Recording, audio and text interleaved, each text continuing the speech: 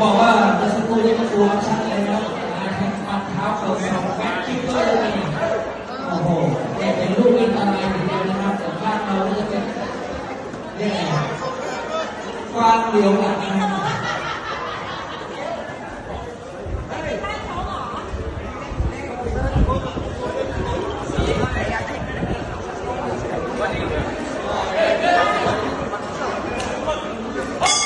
ว้าว